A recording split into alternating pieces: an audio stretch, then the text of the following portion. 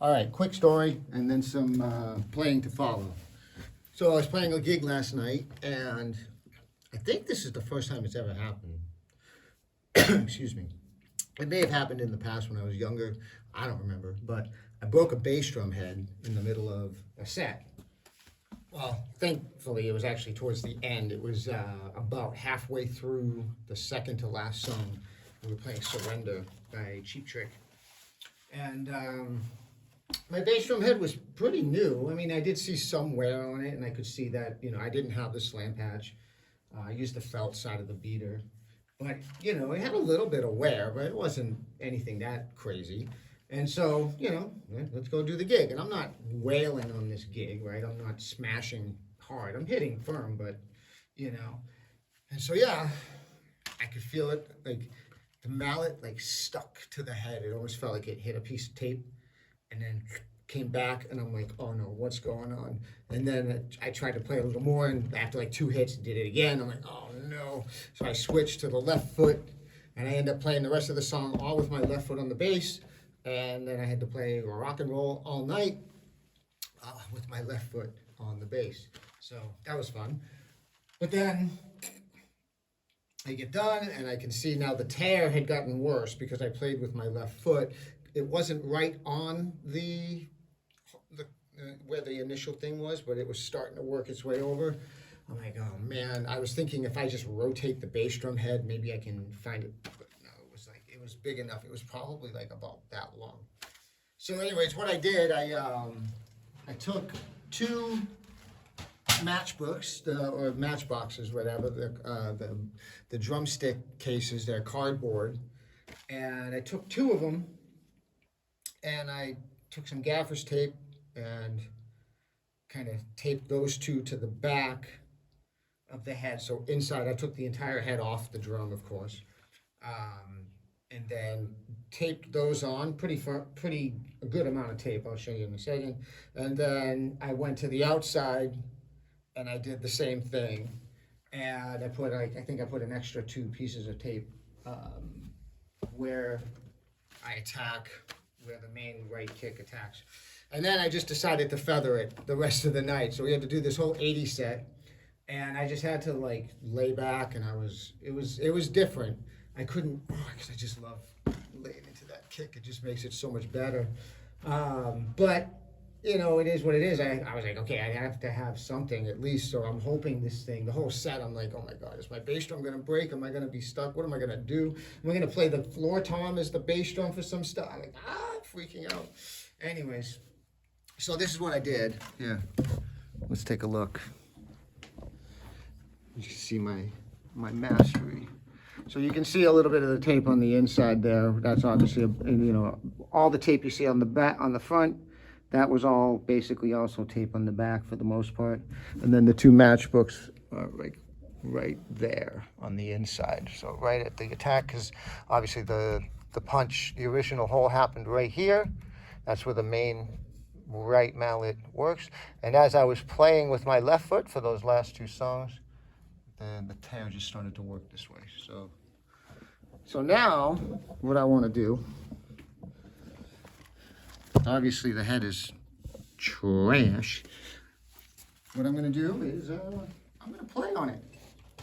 I'm going to put a little bit more, I'm going to hit it, see if, where are my earplugs? Hold on 1 second. And see if I can, how long it takes to break it, or how long it lasts with me playing strong. I'm just gonna play some grooves, maybe a little double, I don't know, let's see. I'm not warmed up at all, so.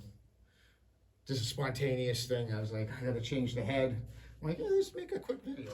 So, anyways, so we'll see how long, and with what kind of power I can play to see how long it'll take. Here we go.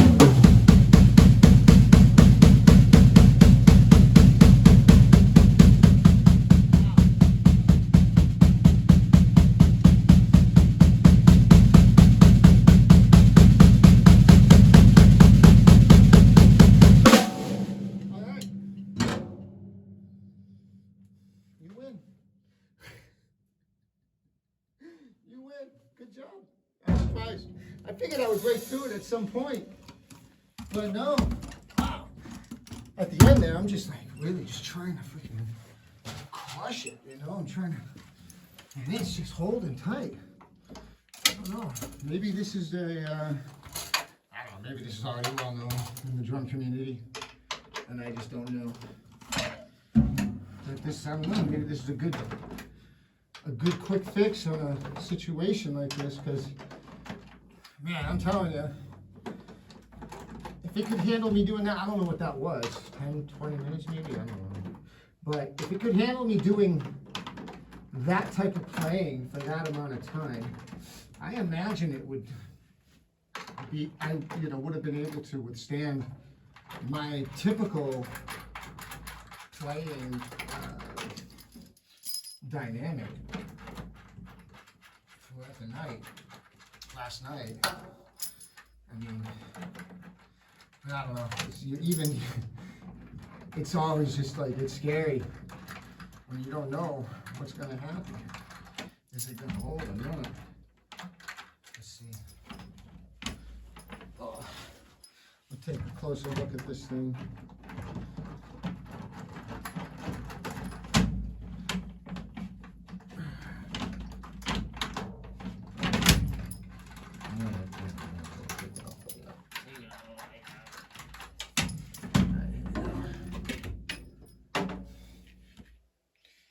There we go. That's the inside. That's the wear and tear from the just kind of cut through that first piece a little bit. Let me take it apart. I'm trying to do it. All right, let's see. So, try to do it backwards here. This was that might have been the last piece I put on.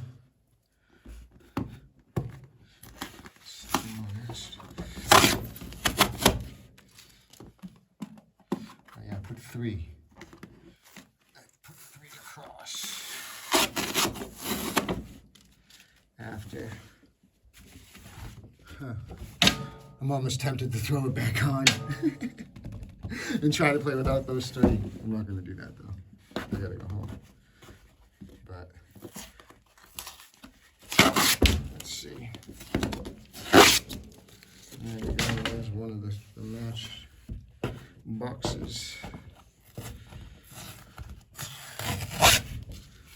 I'm starting to see the tear. You see it? So it actually went down. That's what happened. It actually went, once the initial puncture happened, then when I switched over to playing with my left foot, that, unless, I don't think that happened initially, maybe it did, but I mean, once I felt it, I get stuck, I'm like, oh, I just got nervous, and then I was like, oh man, I gotta go to my left, so. There it is. That's the inside. And this, apparently putting that on there is, I mean, obviously it makes the sound pretty dead and like not very good, but at least it's a bass drum and you can play with your foot. All right, well, there you go. I guess maybe the moral of the story is, use slam patches more or just change your head more often. I'm going to go for the slam patches. I think that's the cheaper way. Okay, stay rocking.